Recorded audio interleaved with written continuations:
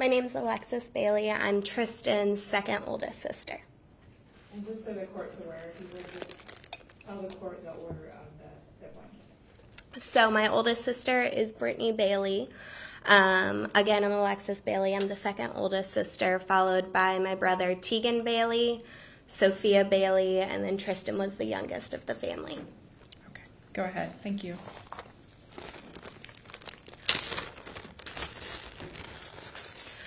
$114.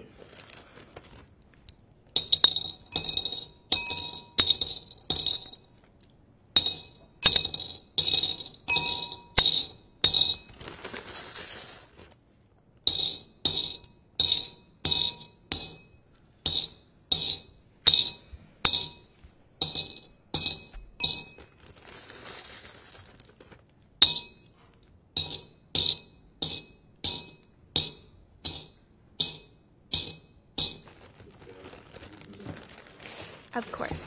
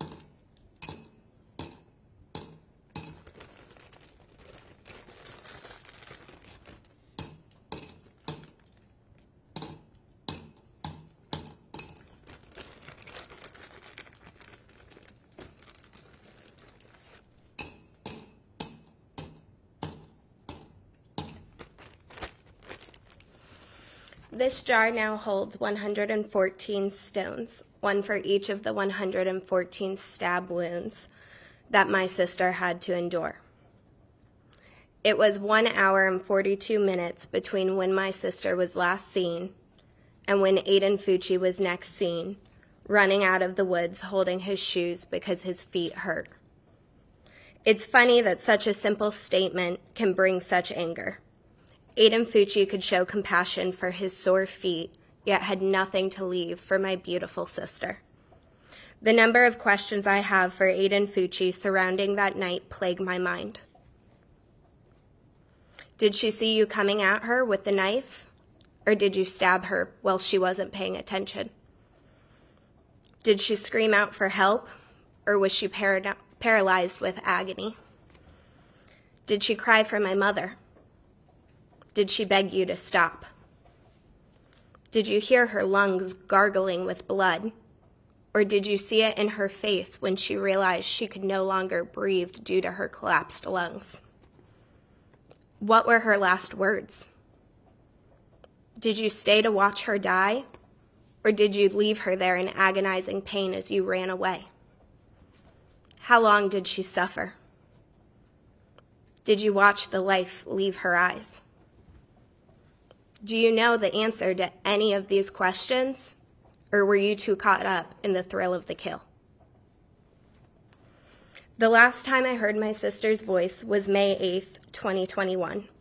I have racked my brains trying to remember the last words she said to me. Was it I love you? Was it goodbye? Or did we say nothing at all? What I do remember is her walking out that door. I have nightmares about that moment. In my dreams, I try to reach out and grab her, beg her to spend the night, anything to prevent what happened just hours later, yet every time the door closes before I can get to her. The memories of May 9th will forever be ingrained in my mind, body, and soul. To know I was awake and only 11 minutes away from my sister as she was being brutally murdered. Could I have saved her?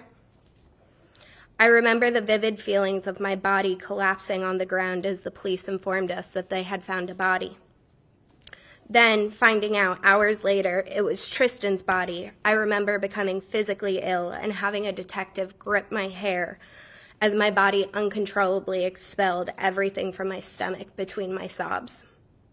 The pain I felt in every nerve as I watched my dad lying on the floor, screaming in a way no human should ever be able to produce. Our family broke that day, and I don't recognize any of us anymore.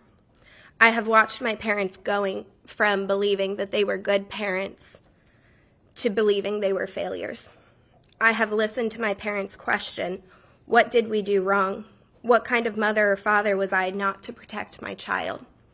I have watched them overanalyze every conversation, every action, trying to figure out what they could have done differently. I've watched my older sister, Brittany, become unrecognizable with anger. I've watched my brother, Tegan, emotionally shut down and avoid the family due to the pain being home causes. I've watched my younger sister, Sophia, completely lose her childhood and be cast into the role of being a parent and being the resident therapist for my mother. I've seen the changes in myself, the responsibilities and burden that I have had to undertake because of the actions of Aiden Fucci. I am the one who had the responsibility of speaking with the funeral home and forcing my parents to decide which urn to put what remained of Tristyn in. I was the one who had to pick her up from the funeral home and make that long drive home with her ashes. I have what remains of her beautiful blonde hair, now stained red, sitting in my house haunting me daily. I have had to become the safe place for my parents and hold space for their feelings. I have had to commit every detail of Tristyn's murder to memory so that whenever someone has a question, they need only ask and not be burdened with looking up the answers themselves through the hundreds of pages of court documents and police records. I bear the thoughts that one day the trauma we have all been through because of the actions of Aiden Fucci will cost the lives of my other family members. I have been diagnosed with depression, anxiety, post-traumatic stress disorder. I have been unable to work at times during this process due to the trauma and PTSD attacks triggered by knives, blood, and open wounds. My relationships have suffered. My physical and mental health has diminished, and my goals for the future have seemingly disappeared. Aiden Fucci didn't just take Tristyn's life that day. He took everything from us. Our family, sense of security, laughs, health, and potential.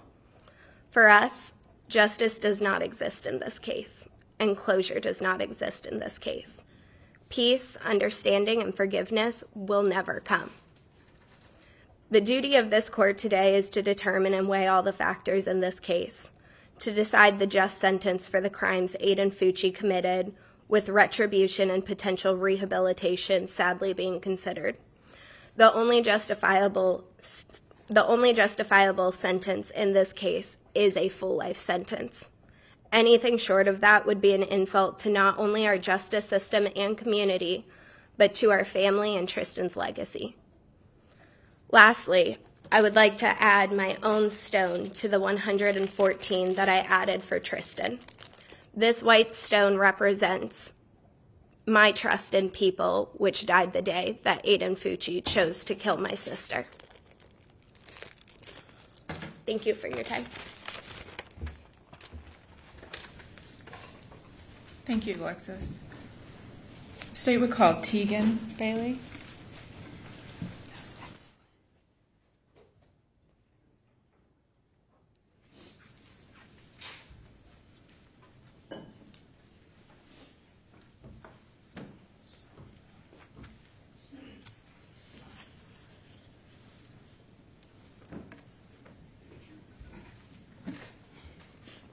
You can start whenever you're ready.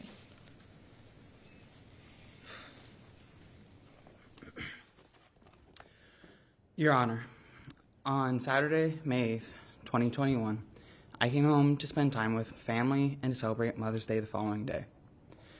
When I arrived home that afternoon, we quickly made plans to go to dinner. My dad, mom, Sophia, Tristyn, my niece, and I went to dinner. There wasn't a single sign that this would be our last night together, and what I believe was Tristyn's last meal.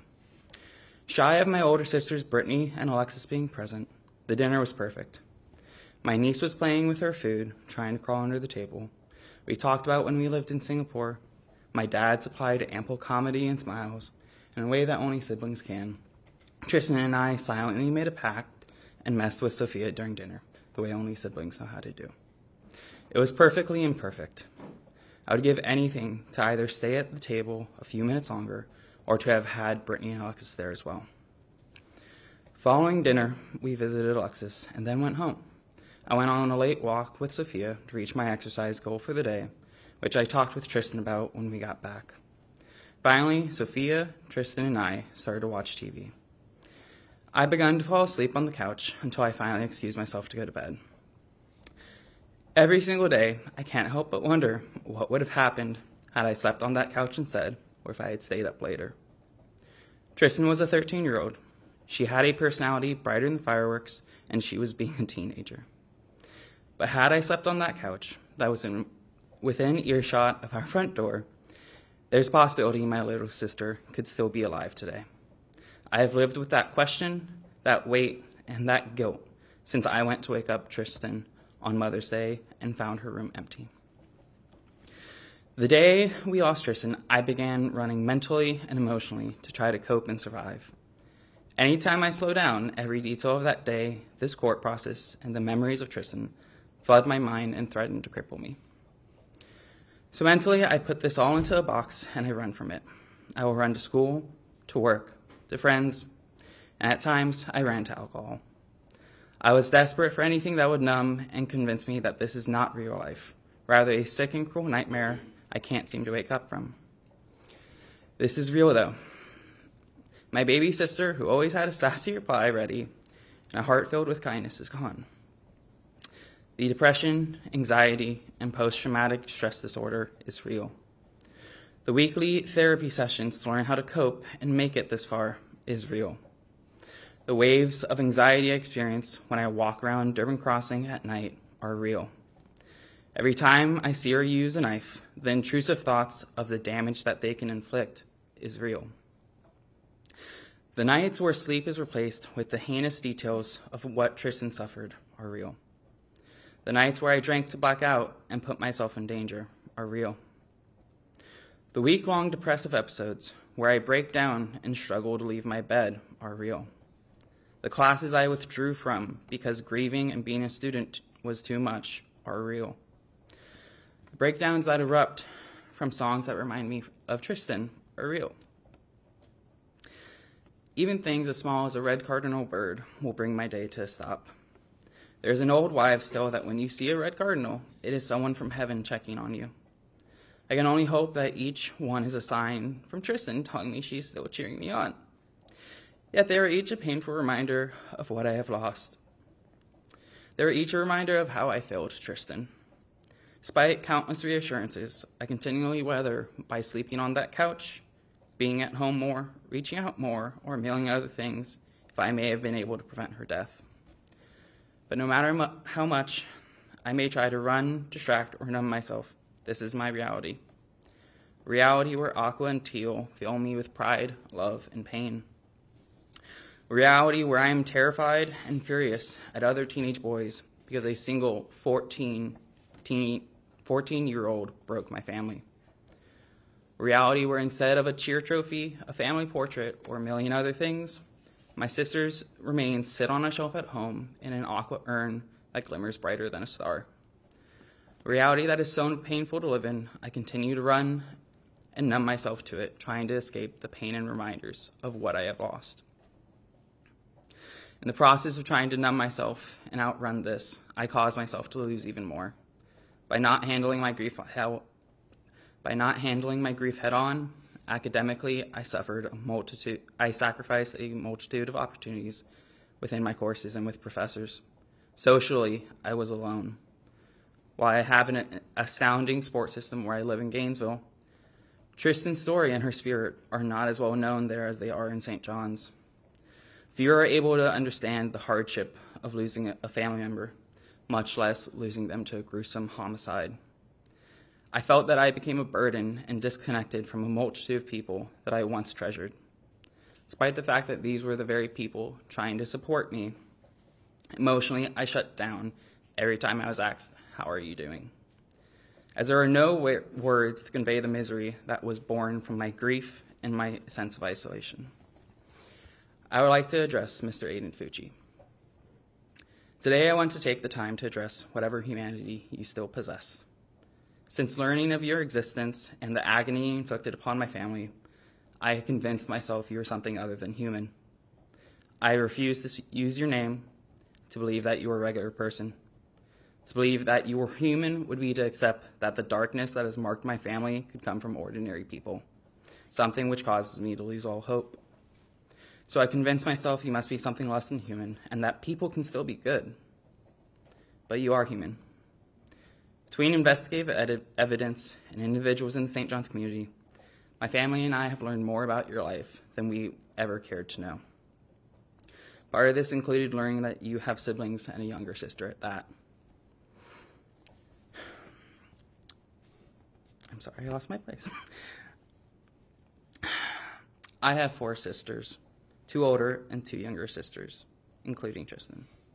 While you may have siblings, I don't believe you know what it means to be a brother.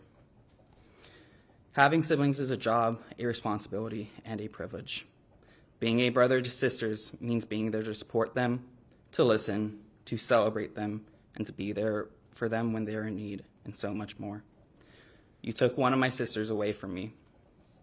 I will not get to drive her to cheer, listen to her spill the tea, celebrate her achievements, or spoil her with trips to Starbucks for a double chocolate chip grande frappuccino.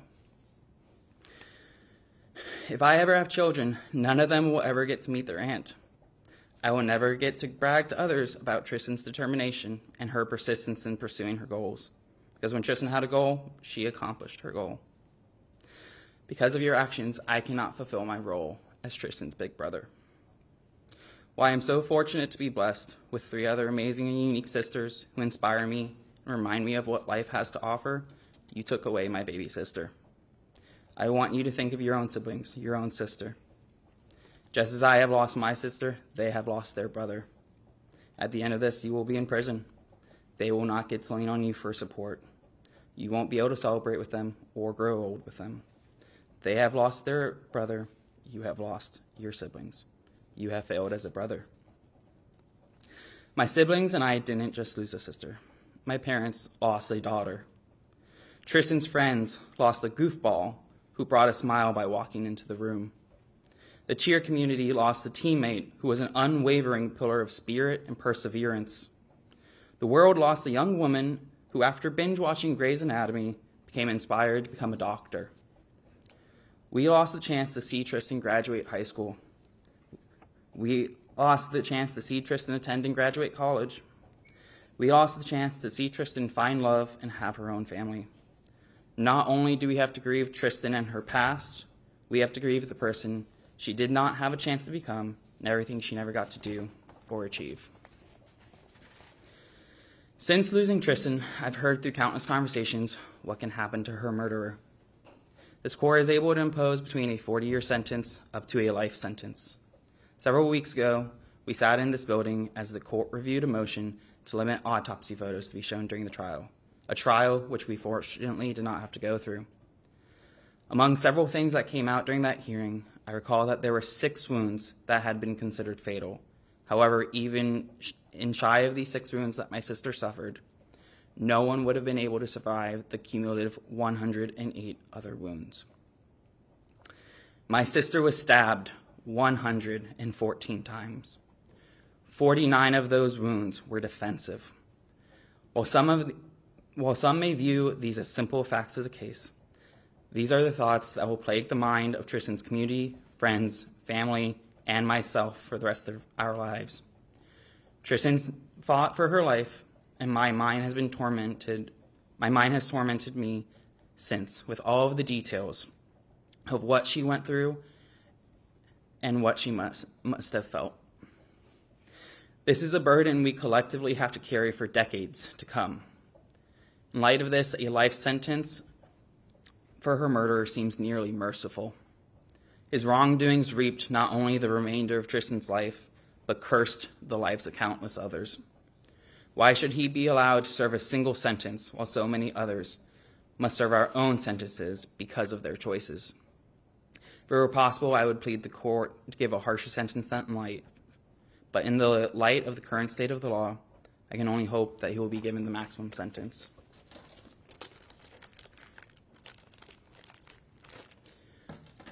I add this stone for the hope and belief I had in people being good that died the day that Aiden Fucci murdered my sister.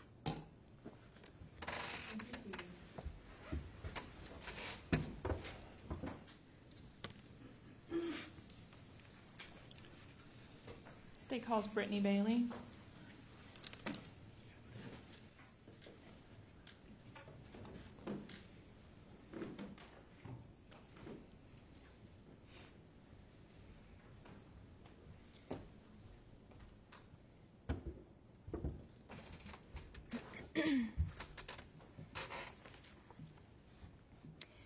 Your Honor, my name is Tristyn Bailey Russell, and I am Tristyn's oldest sibling. When I was told we had the opportunity to write an impact statement, I immediately got to work. Writing comes natural to me, but I knew the importance the statement would hold, and I knew I needed more time than any piece I had written in the past.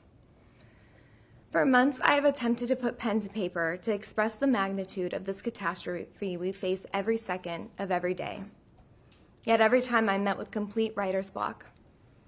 Not the kind of writer's block where you have nothing to say, but the kind of writer's block where you cannot find words impactful enough to describe the devastation this has caused on my family. Your Honor, I could stand up here today and tell you what little I can remember from May 9th, 2021, how I was on day one of my honeymoon with my husband and woke up to an alarming call from my sister Alexis saying, "Brace yourself. We can't find Tristyn. We're about to post it on social media." I could express the sense of darkness and terror I felt just being over 1,900 miles away from my panic-struck family, feeling absolutely helpless that I could not search, comfort, or engage with my squad, as Tristyn would put it. I could even go into great detail about the blood-curdling and excruciating screams that ejected from my dad's lungs, the bottom of his lungs, while my husband and I sat on the other end of that FaceTime call, crumbling to the MGM hotel room floor, sobbing our eyes out, praying to God the news of where Tristyn wasn't our biggest fear. And if the court really wants to hear the most graphic of it all, I could tell you about the days to follow when I heard the fatal wail that bursted from my mom in the other room when Detective Hannon delivered the news to just my parents on how Tristyn died that Mother's Day. I wasn't even privy to the no at that point, but the crippling sound that my mom let out, I knew it was something unimaginable. I remember this torturous feeling that took over my body as I ran to the bathroom, slamming the door, banging both hands on the wall, screaming, "Why? How? How is this happening?" I didn't stop until my dad ran in, grabbed me, hugged me, and kept telling me, "Be brave for your mom. Do it for your mom." As later we learned, that friend Tristyn thought she had ambushed our youngest Bailey by stabbing her 114 times, over and over and over, to the point where we all know, she fought her fight and had nothing left in her body to give. And yet he continued, like an absolute coward. You, Aiden Fucci, decided to overpower a 5'3" innocent 13-year-old girl. How much more of a coward could you possibly be? Those feelings that took over my body that day, I could go my whole life without feeling again. I can promise you one thing, I do not ever want to be that brave in my lifetime yet. Here I am, standing in front of this courtroom, exposing my vulnerability, peeling back layers of my PTSD in this unsafe and very overwhelming environment. While I sit here publicly reliving tad bits of our worst nightmare, I recognize that none of these horrific memories will bring Tristyn back. It truly just pains me more to have to relive them, to talk about it, to feel those feelings all over again like it happened yesterday. What I can confidently express to the court is since my sister's murder, I agonize at the thought of leaving Florida for travel, something that was once engraved in my DNA. I lack prioritizing my husband, and I carelessly watch my marriage crumble before my eyes. I now carry emergency medication to control the unexpected tightening of the chest and inability to breathe, something doctors call post-traumatic stress disorder. I spend 2 hours every Sunday morning with my family therapist, a day that used to be Bailey Family Fun Day on Sunday. I struggle with mental health expenses and impulse buying in hopes to find control, something my husband and I were not financially prepared for. I've lost clients due to the inability to work.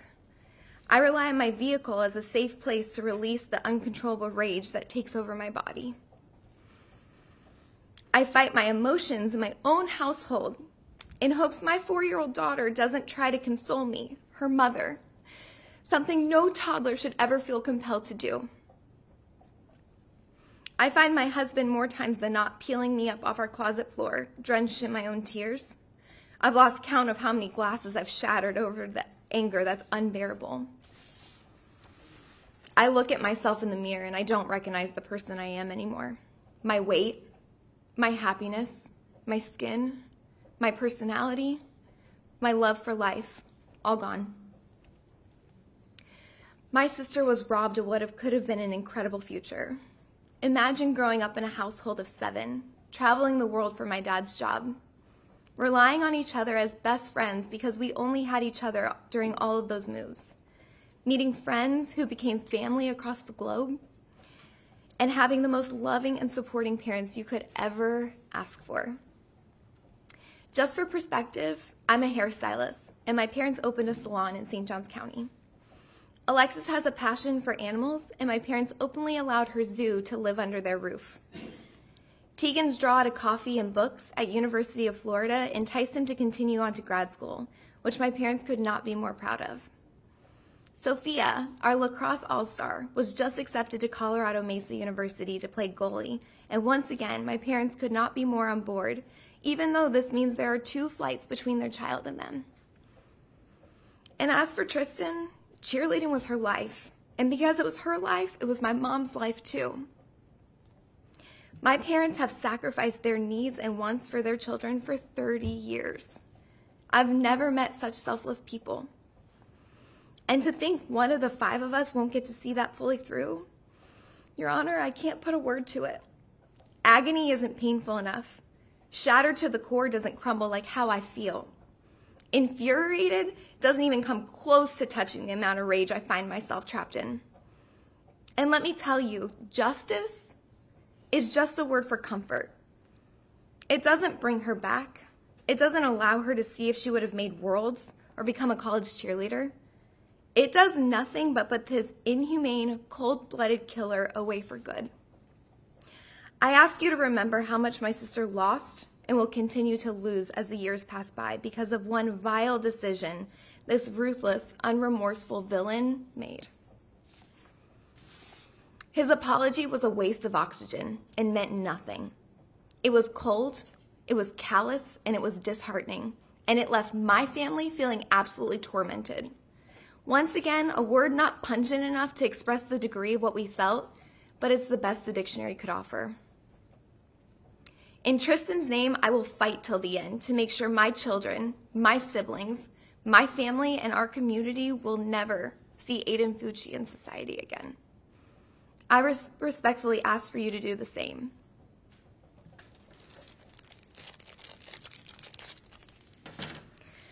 This white stone represents my loss in faith in our school systems to keep violent children away from the innocent.